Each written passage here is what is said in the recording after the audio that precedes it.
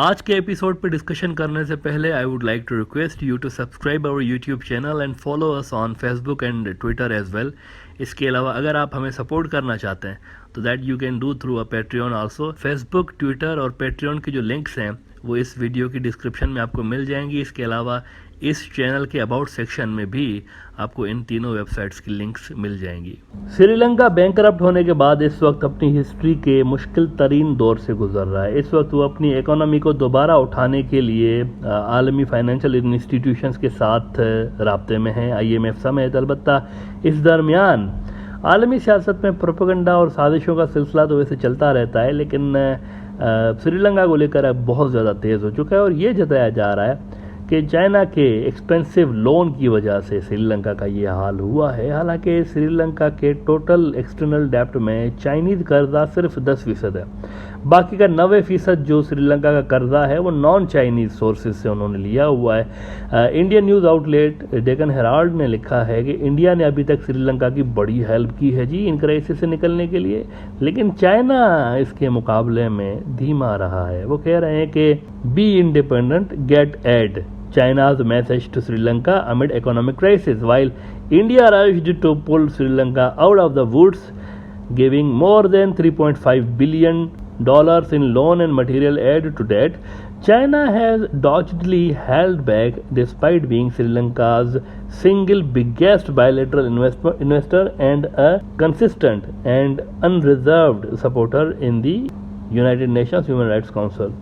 वो कह रहे हैं कि इंडिया ने $3.5 अरब का लोन अब तक इंडिया दे चुका है और इसमें कुछ ऐड भी है, लेकिन चीन ने सिर्फ $76 मिलियन दिए हैं, जो कि इंडियन असिस्टेंस के सामने कुछ खास नहीं है। यानी ये बैंकरप्ट होने के बाद की सारी कहानी है। अच्छा, वैसे ये फिगर्स जो है ना, मतलब ट्रू एंड फेयर मुझे लगता है कि व्यू नहीं दिखाती, क्योंकि अगर आप एक ख़ास मुद्दत को देखेंगे कि भाई यहाँ से लेके यहाँ तक इंडिया आगे रहा है तो फिर तो ठीक है, लेकिन अगर आप ओवरऑल देखें तो पिछले कई साल से चाइना कहीं आगे है असिस्टेंस प्रोवाइड करने में श्रीलंका को, इंडिया से कहीं आगे। अगर आप पिछले कुछ साल का डेटा देखें, ये 3-4 महीने अगर आप बैंकरप्ट होने के बाद के देखें तो that is a separate story, लेकिन अगर आप बिगर पिक्चर देखेंगे ओवरऑल तो आपको चाइना वहाँ पर ज़्यादा नज़र आता है।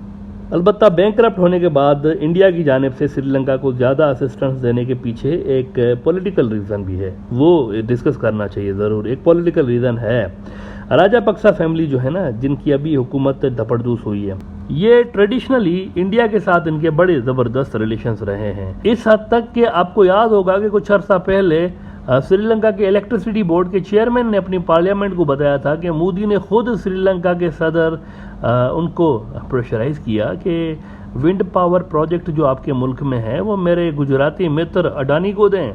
इतने इनके पर्सनल लिंक्स डेवलप हुए पड़े थे वहाँ की राजापक्सा फैमिली के साथ। इसी वजह से इंडिया आपको अभी तक एक्टिव नज़र आया है श्रीलंका की हेल्प करने के लिए, वरना जब उनकी इकोनॉमी डाउन जा रही थी या नॉर्मल हालात थे तो इंडिया खामोश था, ज़्यादा नहीं आता था आगे। लेकिन वहाँ पर ये जो पर्सनल रिलेशंस है ना इंडिया के इनके साथ, ये जो लीडर्स के आपसी दोस्तियाँ होती हैं, इसकी वजह से इंडिया ज़्यादा एक्टिव नज़र आता है आपको। इंटरेस्ट पे लोन दे रहा है इंडिया, उनको इंटरेस्ट पे लोन दे रहा है। द डिप्लोमेट कुछ अर्सा पहले उन्होंने रिपोर्ट किया था कि Indian assistance to Sri Lanka lifeline और chokehold, India received many concessions from the Rajapaksas in recent years and has vested interest in the status quo. वो इंडिया चाहता था कि यहाँ पर राजापक्सा रहे, ये जो पॉलिटिकल सेटअप है जिसके अंदर श्रीलंका बैंकरप्ट हुआ है यही रहना चाहिए। मतलब इनको पैसे देंगे, दोबारा से समहाउ इकोनॉमी को रिवाइव करने की कोशिश करते हैं, लेकिन इनको रहना चाहिए राजापक्सास को। इस खानदान के पावर में रहने से इंडिया को फ़ायदा था। एज आई टोल्ड यू, वहाँ मोदी का भी इनके साथ अच्छा रिलेशन था, बाकी उनके ब्यूरोक्रेसी के भी। इवन सुब्रमण्यम स्वामी साहब जो हैं वो कोई टॉप की सरकारी पोस्ट पे नहीं है स्वामी साहब, लेकिन बहरहाल इस तरह के जो लोग हैं जो वहाँ के सियासत में कुछ ना कुछ इन्फ्लुएंस रखते हैं, उनके भी इनके साथ रिलेशंस रहे हैं इस ख़ानदान के साथ। तो इंडिया चाहता था कि स्टेटस को समहाउ मेंटेन रहे, इसीलिए इंडिया इनको अब तक बड़ा दिल खोल के सपोर्ट देता रहा। चीन पहले इंडिया से ज़्यादा असिस्टेंस दे रहा था बैंकरप्ट होने से पहले, लेकिन श्रीलंका के बैंकरप्ट होने के बाद इंडिया ज़्यादा हाथ पांव मारने लगा है सिस्टम को बचाने में।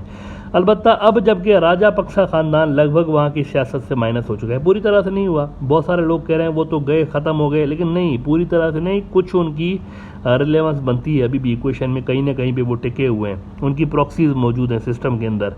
तो हो सकता है उन्हीं प्रॉक्सीज को यूज़ करके राजापक्सा दोबारा सिस्टम में आ भी सकते हैं। अलबत्ता फॉर नाउ नियर फ्यूचर में उनका जो पब्लिक उनकी रेपुटेशन है वो इतनी गिरी हुई है कि अवाम जो है वो शायद किसी भी उनकी जो ख़ानदान का बंदा है उसको किसी अच्छी पोस्ट पे ना देखना चाहें। लॉन्ग टर्म में हो सकता है कि वो बेनिफिशियल हो, लेकिन शॉर्ट टर्म में उनकी रिलेवेंस ख़त्म हो गई है।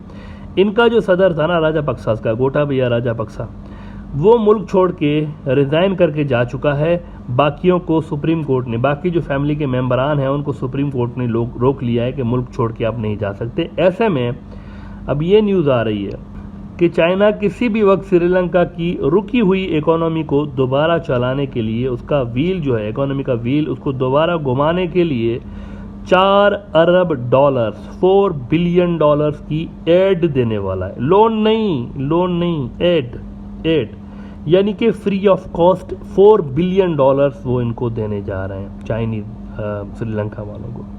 लोन में और एड में फ़र्क होता है। लोन की रीपेमेंट होती है, लोन का साथ इंटरेस्ट होता है, लेकिन चाइनीज़ पैकेज में कोई रीपेमेंट नहीं है। दिस इज़ फॉर फ्री, ये एड है आपके लिए, चाइना ये देने जा रहा है। अच्छा देखें, ब्लूमबर्ग जो है ना, ये दुनिया के बड़े न्यूज़ आउटलेट्स में से एक है। इनकी स्टोरी अमूमन क्रेडिबल होती है। इन्होंने कल एक बड़ी न्यूज़ ब्रेक की है कि China will agree to aid at some point Sri Lanka invoices. Sri Lanka is continuing negotiations with China for as much as $4 billion in aid and is confident Beijing will agree at some point according to a top envoy। उनके जो सफ़ीर हैं वो कह रहे हैं कि ये मान जाएंगे, हमें $4 बिलियन यहाँ से मिल जाएंगे। हमारी नेगोशिएशंस चल रही हैं और बड़ा पॉजिटिव नेगोशिएशंस चल रही हैं। एड ले रहे हैं, लोन नहीं है यहाँ पे। इस पे चीन और श्रीलंका के दरमियान टॉक्स तकरीबन फाइनल हो चुकी हैं, लेकिन चाइना एक ख़ास मरहले पे इसको अनाउंस करने के लिए वो चाह रहे हैं कि उस वक्त हम इसको अनाउंस करें। श्रीलंका इन क्राइसिस से निकल जाएगा, ये मैं आपको बताऊं। आजकल जहां जो भी उनका क्राइसिस वो निकल जाएंगे। इनके पास देखें, it's just that they want good deal basically. China जाहिर है चाहेगा कि इंडिया या अमेरिका की वहाँ फ्यूचर में ज़्यादा प्रेजेंस ना हो, कम से कम इतनी ना हो कि वो चाइना के इंटरेस्ट को डैमेज करने लगे। तो ये एक चैलेंज खड़ा होने जा रहा है इंडिया के लिए कि $4 अरब की एड वहाँ चाइना देने जा रहा है। अब ये एड है, लोन नहीं है। और this will be very helpful for the Sri Lanka to restart their economic activities. अभी तो ब्रेक ही लग गया है ना एक तरह से सिस्टम को, फ्यूल नहीं है मुल्क के अंदर। अब जब फ्यूल नहीं है तो बिजली नहीं बन रही, बिजली नहीं बन रही तो फैक्ट्रीज नहीं चल रही, तो सिस्टम पूरा का पूरा रुका हुआ है। $4 अरब की एड इस सिस्टम को रिवाइव करने के लिए काफ़ी होगी। अब देखना यह है कि इंडिया किस तरह श्रीलंका के नए सिस्टम में अपनी रिलेवेंस बरकरार रख पाता है। इतने पैसे तो इंडिया के पास नहीं है, सीधी सी बात है। चाइना चाइना के पास they have the deep pockets. China के साथ पैसों के मामले में इंडिया कम्पीट नहीं कर सकता। अब ये राजापक्सा जो उनका इतना बड़ा एसेट भी था, यानी उसके भी चाइना के साथ भी अच्छे रिलेशंस थे, लेकिन इनके साथ भी थे। इंडिया को भी वो ज़रूर ओबलाइज कर रहा होता था, चाहे इंडिया को वो अनफेयर एडवांटेज भी देता था कभी कभी। जैसा कि ये जो इलेक्ट्रिसिटी का स्कैंडल सामने आया कि मोदी ने उसको कहा और इसने दे दिया प्रोजेक्ट ऐसे ही बाईपास करके, सारे जो लॉज और सारे सब कुछ थे उनको बाईपास करके मोदी को उसने ओबलाइज किया। तो अगर वहाँ पर कोई ऐसी सरकार आती है जो कि इंडिया को इस लेवल पर जाकर सपोर्ट ना करती हो, तो फिर तो ये इंडिया के लिए बहुत बड़ा मसला क्रिएट हो जाएगा श्रीलंका के लिए। चाइना रिलैक्स है, बड़ा चाइना रिलैक्स है, चाइना के पास पैसा है, उनके पास इन्वेस्टमेंट है और पैसा इस वक्त चाहिए श्रीलंका को। लिहाजा इंडिया के लिए प्रॉब्लम्स होंगे कि जो नया सेटअप आएगा अगर वो मुकम्मल तौर पर प्रो चाइना बन गया तो इंडिया किस तरह से मैनेज करेगा। ये एक चैलेंज इंडियन डिप्लोमेट्स के लिए क्रिएट होने जा रहा है।